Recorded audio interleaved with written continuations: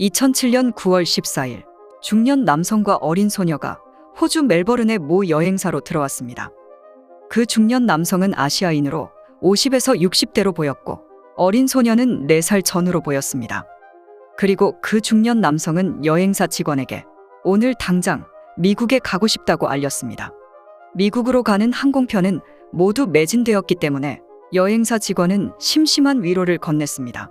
그러자 그 중년 남성은 극도로 불안해하고 초조한 모습을 보였고 갑자기 벽에 걸려있는 지도로 걸어가 지도를 가리키며 하나씩 물었습니다.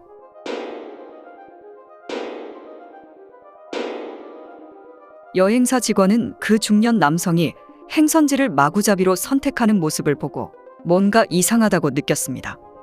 이때 중국계 직원이 나타나 중년 남성과 대화를 나눴고 결국 그 중년 남성은 다음 날인 9월 15일 오전 10시 45분 LA행 비행기표를 구입하게 됩니다. 그리고 그 중년 남성은 LA에 도착한 후 남아공으로 사업을 하러 갈 것이라고 알렸습니다. 이때 중국계 직원은 그 남성에게 남아공은 치안이 별로 좋지 않다고 알려주었죠. 그러자 그 남성은 그동안 소녀는 아무 말도 하지 않고 먼 곳만 응시하고 있었습니다. 다음 날인 9월 15일 오전, 그 중년 남성은 어린 소녀를 데리고 서던 크로스 역의 모습을 드러냈습니다. 서던 크로스 역은 멜버른의 주요 교통 허브 중 한 곳으로 공항으로 바로 이동할 수 있는 곳이었죠. 그 중년 남성은 소녀를 데리고 에스컬레이터로 향했고 그 순간 그 남성은 소녀를 두고 재빨리 사라져 버렸습니다. 얼마 지나지 않아 한 노부부가 에스컬레이터 아래에서 멍하니 서 있는 그 소녀를 발견하게 됩니다. 노부부는 재빨리 역 관계자를 불렀고 관계자는 즉시 경찰에 신고하였죠. 그러나 경찰은 그 소녀에게서 부모에 대한 어떤 정보도 알아낼 수 없었습니다. 소녀는 아무 말도 하지 않아 경찰은 수상함을 느꼈고 아이의 몸을 살펴보았지만 학대의 흔적은 전혀 발견되지 않았습니다. 따라서 아이의 부모님이 아이를 잃어버렸을 가능성이 높다고 생각했습니다. 하지만 하루 종일 기다려도 아이를 찾으러 오는 사람이나 신고는 없었습니다. 다음 날이 되자 경찰은 아이가 버려졌을 가능성이 높을 것으로 추측하게 됩니다. 경찰은 CCTV를 통해 아이와 중년 남성이 여행 가방을 들고 걸어가는 모습을 찾아낼 수 있었습니다. 그러나 남성의 얼굴은 보이지 않았습니다. 이후 경찰은 탐문과 수사를 통해 두 사람의 신원을 확보할 수 있었습니다. 그 중년 남성은 당시 53세의 중국인 설레인이었고 그 아이는 설레인의 딸인 설천심으로 밝혀졌습니다. 아버지와 딸은 뉴질랜드에서 2007년 9월 13일 저녁 호주 멜버른에 도착했고 도심에 있는 호텔에서 이틀 밤을 묵은 뒤 9월 15일 오전 8시경 설레인은 서던 크로스역에서 자신의 딸인 설천심을 남겨두고 홀로 미국으로 달아난 상태였습니다. 호주 경찰은 부녀의 신원을 확인한 뒤 설천심의 어머니인 류아난이 뉴질랜드에서 거주하고 있다는 사실을 알게 됩니다.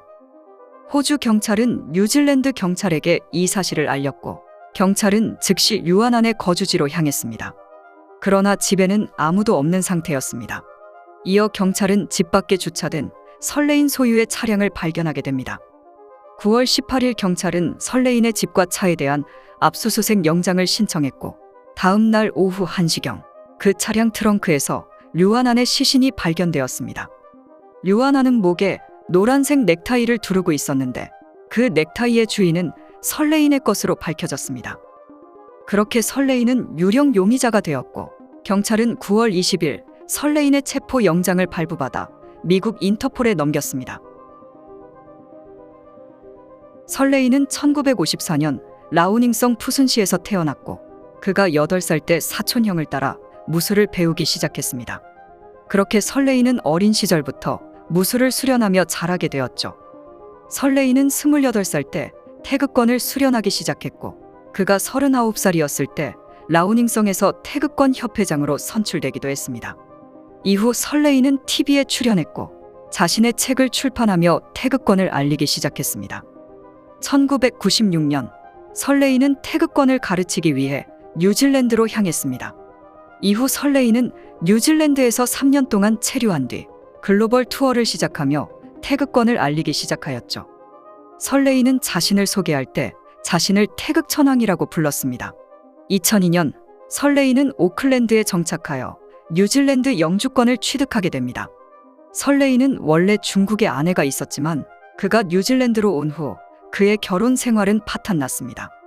함께 뉴질랜드로 이민 온 장녀 그레이스는 아버지의 학대를 견딜 수 없어 가출한 적도 있었다고 밝혔습니다.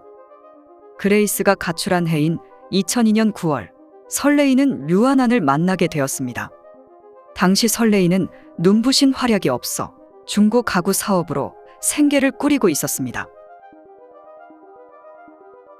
류아난은 1979년 중국 후난성에서 태어났고 류아난과 그레이스의 나이 차이는 거의 같았죠. 2002년 4월, 류아난은 자비로 뉴질랜드로 유학을 떠났습니다. 류아난은 처음 어학원에서 영어를 배웠지만 언어의 장벽을 뛰어넘지 못했고 비자 연장을 신청하다가 브로커에게 사기를 당해 수중에 있는 돈을 모두 잃게 되었죠. 결국 류아난은 자퇴를 하고 아르바이트를 했으며 힘겹게 생활을 이어가고 있었습니다. 어느 날 류아난은 설레인이 세입자를 구한다는 광고를 보았고 그렇게 류아난은 설레인의 집에 월세로 들어가게 되었죠. 그리고 몇 달 후 류아난은 설레인의 아이를 임신하게 됩니다. 2003년 7월, 그렇게 두 사람은 결혼까지 하게 되었고 딸 설천심을 낳았습니다. 일부 사람들은 당시 류아난의 삶이 밑바닥까지 간 상태에서 설레인을 만났고 그때 설레인이 세심하게 배려했기 때문에 그와 결혼까지 하게 된 것이라고 주장했습니다. 하지만 일부 사람들은 류아난이 뉴질랜드 영주권을 취득하기 위해 설레인과 결혼한 것이라고 주장하였죠. 그러나 죽은 자는 말이 없기 때문에 진실은 알 수 없습니다. 사실 두 사람의 관계는 결혼 후부터 좋지 않았으며 2006년 초 류아난이 영주권을 취득한 뒤 설레인은 류아난에게 무력을 행사하기 시작했습니다. 2006년 9월에는 설레인이 흉기를 집어들어 류아난을 위협하기도 했었죠. 그 일로 류아난은 한 달 동안 오클랜드의 한 여성보호소에서 머물며 남편을 상대로 신변 보호 요청을 신청하기도 했습니다. 결국 설레인은 구속 수감됐지만 류아난이 나중에 고소를 취하했습니다.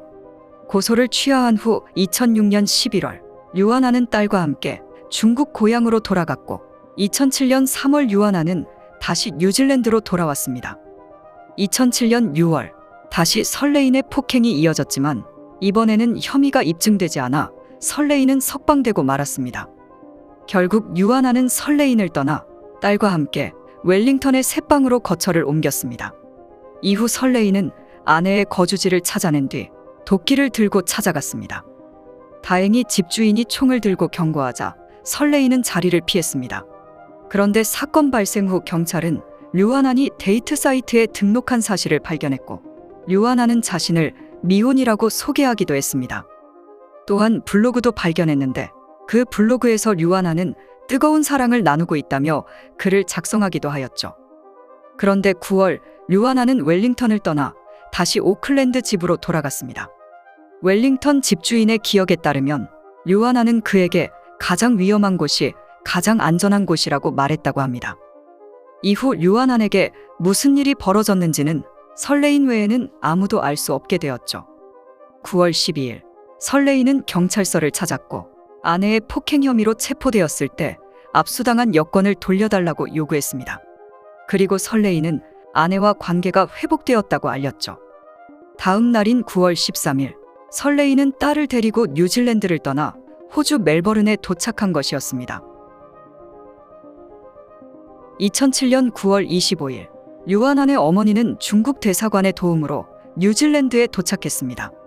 복지시설에서 지냈던 설천심은 마침내 외할머니와 재회하게 되었죠. 이복 언니인 그레이스가 설천심을 입양하겠다는 뜻을 밝히기도 했습니다. 10월 4일 오클랜드 가정법원은 설천심의 양육권을 외할머니에게 주었습니다. 10월 6일 그렇게 외할머니와 설천심은 류아난의 유고를 갖고 중국으로 돌아갔습니다. 사건 당시 그레이스는 설천심을 위해 27,000달러의 기부금을 모았지만 설천심의 외할머니는 이 돈을 거부했습니다. 이후 외할머니는 설천심에게 이 사건을 숨기려 노력했으나 나중에 설천심은 인터넷을 통해 어머니의 기사를 모두 읽었다고 합니다. 한편 설레이는 미국에서 지명수배범이 되었고 $10,000의 현상금도 걸렸습니다. 2008년 2월 중순경 도주 약 5개월째인 설레이는 조지아주의 작은 도시에서 모습을 드러냈습니다. 당시 설레이는 돈이 바닥난 상태였기 때문에 현지 중국인 직업소개소를 찾았었죠. 그리고 설레이는 자신이 안마사라고 주장했습니다. 직업소개소 직원은 설레인을 중국 식당 요리사와 함께 지낼 수 있게 주선해 주었습니다. 2월 25일 현지 중국 신문에 설레인의 소식이 실렸고 2월 27일 만두를 먹고 있던 5명은 설레인을 알아보게 됩니다. 즉시 5명은 경찰에 전화하기로 결정했고 몇 차례 신고 전화를 걸었지만 불행히도 그들은 영어를 할 수 없어 신고를 포기할 수밖에 없었습니다. 결국 5명은 설레인을 직접 잡기로 결정하게 됩니다. 그렇게 설레인은 체포될 수 있었습니다. 처음에 설레인은 자신이 설레인이 아니라고 부인했지만 경찰이 그의 운전면허증을 찾아내자 결국 그는 발뺌할 수 없었습니다. 그렇게 설레인은 뉴질랜드로 추방되었습니다. 2008년 3월 10일 오클랜드에서 재판이 시작되었지만 그는 무죄를 주장했습니다. 그러나 그가 무죄라면 해외로 도주할 이유는 없었죠. 또한 노란색 넥타이에 강력한 증거가 남아 있었습니다. 2009년 6월 20일 결국 설레이는 12년 동안 가석방이 허용되지 않는 종신형을 선고받았습니다. 그는 끝까지 자신이 무죄라고 주장했고 억울하다며 외치기도 했었죠.